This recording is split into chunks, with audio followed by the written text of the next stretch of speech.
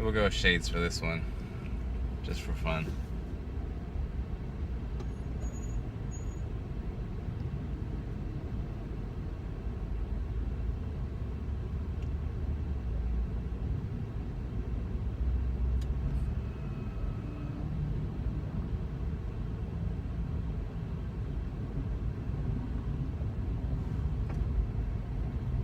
So a lot of what Aug talks about is the fact that there was much more advanced technology in the public arena 2,000 years ago than there is now. And that we are at some sort of a...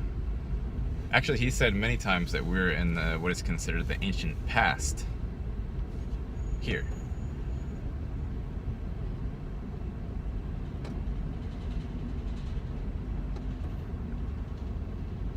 Which is kind of hard to wrap your brain around, because if we look at our evolutionary timeline according to general accepted consensus, it looks like, you know, we had this timeline where humans evolved from beasts, basically, from apes. And then they figured out how to wield a club, and then they clubbed their meat instead of, I don't know, tackling it. And then they eventually fashioned a spear or something, and that was the first step towards the iPhone, was when the guy made the first lever to move a boulder. So we have this mental picture of advancement, but it only goes back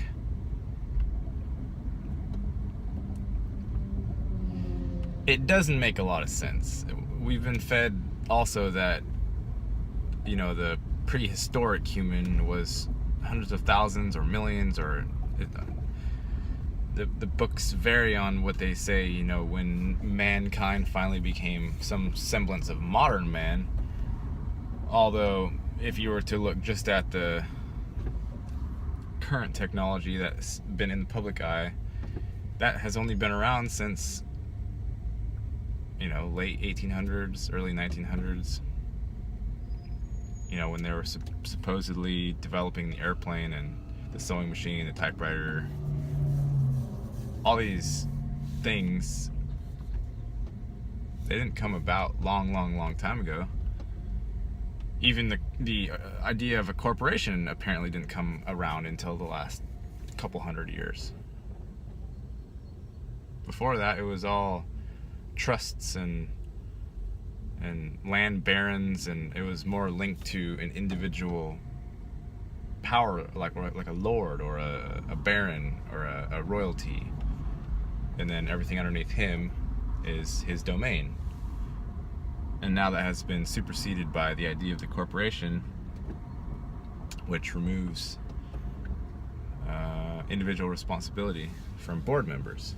So it's like a sneaky way to get around that, although the power play and power structures of money are still going on just as they were back then.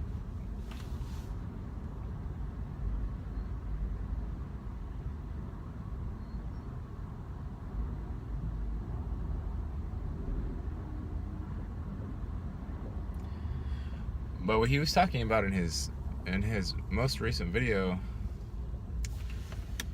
talking about the squirrel. Got some rays coming in. He's talking about the squirrel and where the squirrel's joy comes from, and the fact that the squirrel doesn't have a lot of downtime, doesn't have a lot of free time, idle time. The squirrel's not sitting around figuring out what to do in between gathering nuts and trying to find a lady squirrel to hump. Or whatever else squirrels do. According to his analogy. I don't know how accurate that is to actual squirrel life, because they seem to waste a lot of time chattering at each other and flying around on fences and tree branches and everything. So I don't know for sure if squirrels really have it that bad, but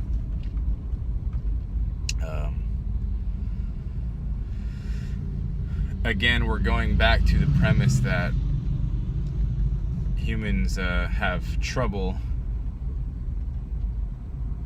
when this idea of scarcity is removed. Humans have trouble finding something to do because they don't feel important anymore. So long as the scarcity, whether it's false or not, is present, and we feel like we need to run around and gather this money stuff, otherwise we're going to run out of it.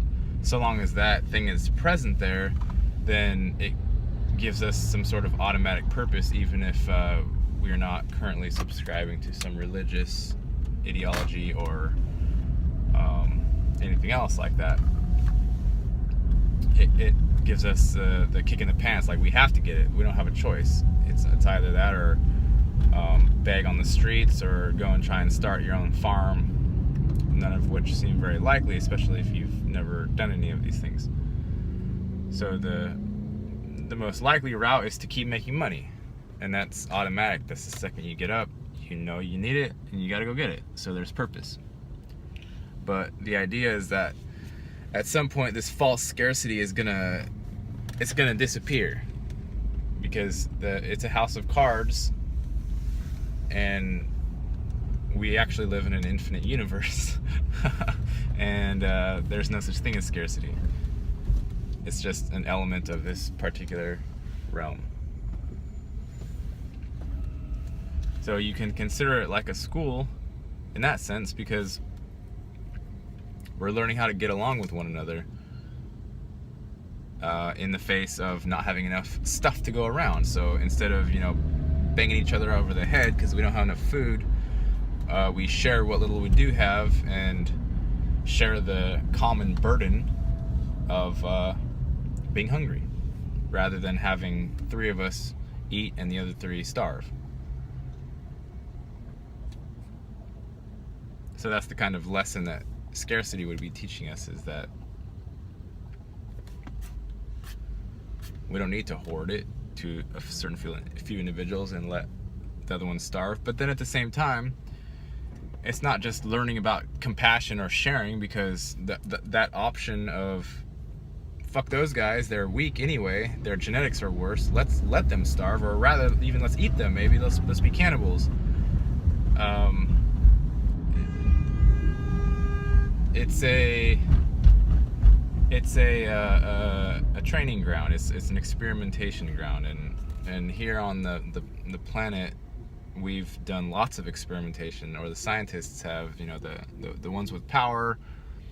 Scientists aren't necessarily the ones with power, but they're the ones being told to do these things by the ones with power.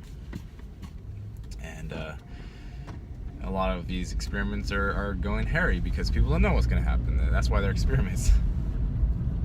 People don't know what kind of monsters they're going to create. They don't know what kind of Frankensteins they're going to make. And then sometimes they'll go ahead and make a Frankenstein, and then they realize that they are solely responsible for that Frankenstein, and they don't want to take responsibility for it.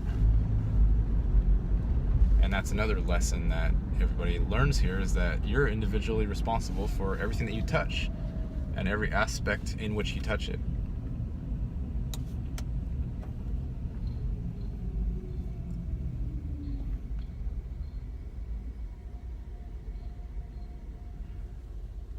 There was another, so that's a big common motif or theme of what he talks about, is that learning compassion, it's not just about being nice to everybody, being nice to your family and friends and whoever's around you. That's an aspect of it. But it's also about when the idea of lack disappears and when there's overflowing abundance, okay? If you haven't done anything to still your mind, because your mind is the creator, whether you know that or not, if you haven't done anything to find your stillness within that, then when the mind transfers or translates into a realm where false scarcity and lack is not the main form, then it will start reacting chaotically because it doesn't know what to do with it. It's been trained and programmed for so long in the scarcity model that when it hits this other model where there's abundance, it doesn't know what to do and it just freaks out and has a panic attack. and probably tries to kill itself or something, does something crazy. But that's why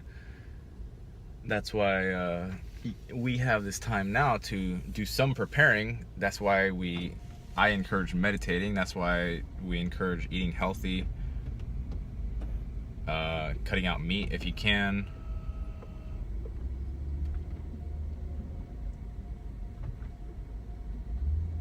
All these things.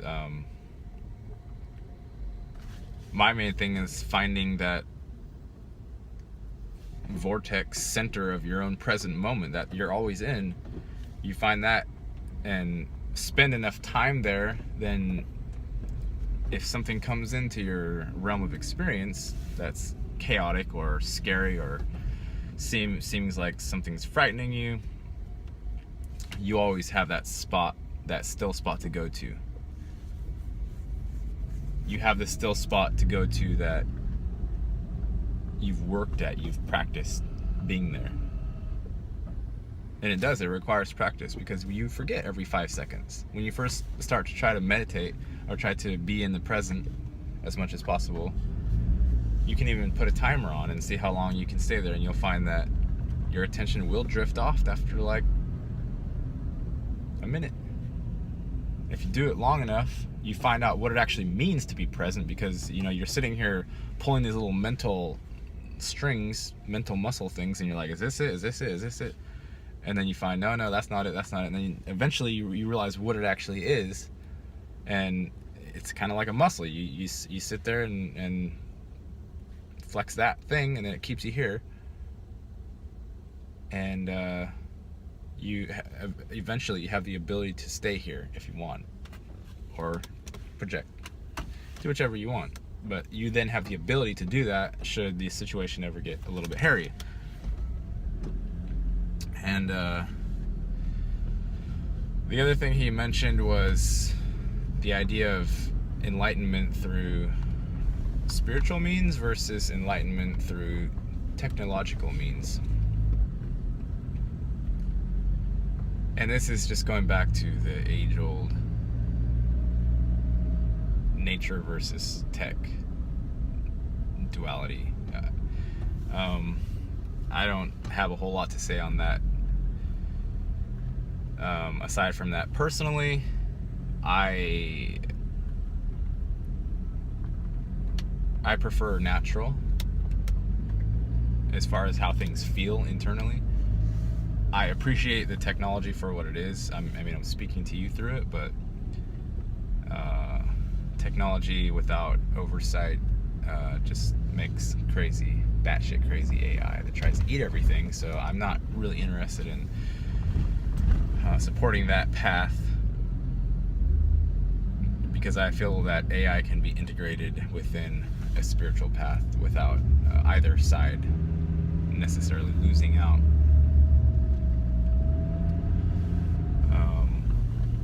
And of course, like he said in the other video as well, just returning to source immediately isn't the goal anyway, because then you're going to disappear and there's no more experience and there's no more individual experience anyway. You're going to go back there anyway. You can't avoid going back to source. It's almost like, that's why he's saying some people or some entities here are playing the game of how long can I make my ego like stretch out? I want to be alive in this physical body with the memory for thousands of millions of years or forever, and that's the game that some entities are playing, and they want to stay, and they want to have all their memories retained, and they want to hold off that inevitable going back to source as long as they can, because it's sort of like a game, because they understand, these ones understand that they're going there anyway. And there's not a loss, so to speak, for holding out that return as long as possible. The ones who are getting antsy in the pantsy and saying, I want to get back to source immediately, I don't think they necessarily know exactly what they're asking for.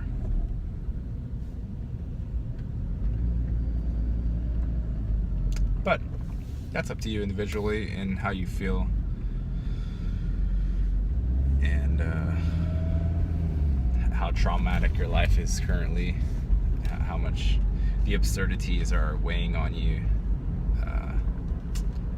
whether you've built up some resilience to what goes on in the external, especially as it ramps up in absurdity and silliness with politics and everything that goes on out there. So another reason why meditation is good, because when your brain wants to go into a fit of rage or blame or curl up in a ball and hide somewhere, or dig a hole in the sand and stick your head in there, whichever your brain wants you to do as a reaction to these things that it knows it has no control over, then if you know meditation and you know stillness, then you can allow the brain to do what it does and still observe it from that spot. And it's all right. And you're not as attached to the worries.